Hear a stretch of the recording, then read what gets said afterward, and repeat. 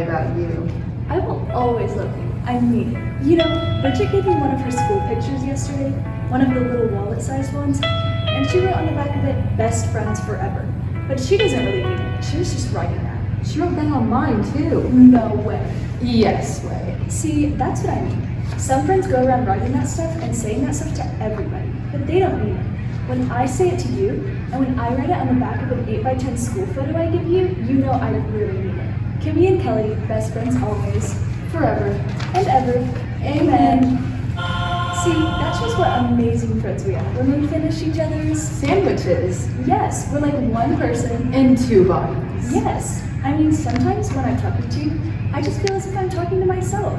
I know what you mean. And how many times have we worn practically the same outfit to school and we didn't even call each other? I know it. We have the same taste in foods, the same taste in music. The same taste in fashion, the same taste in guys. Yeah, we do, don't we? We're the luckiest two people on earth to have each other as friends. That first day in kindergarten, the first day I met you, it was like the cloud just opened up and the sun came shining through, and I knew we were gonna be like twins. Yeah, I remember that. We both had Powerpuff Girl coloring books. And what color was it we both had missing from our crayon sets? Yellow. Yellow. That was amazing. We both came in with exactly the same crayon missing. Fate. Destiny. True friendship. We're going to the same college, aren't we? You better believe it. We'll both major in psychology. And we'll graduate together and become famous psychologists. And we'll have offices next door to each other.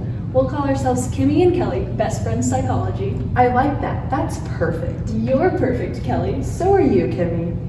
But you know what, Kelly? What, Kimmy? If I ever catch you flirting with Marco again, all of that won't mean crap. What?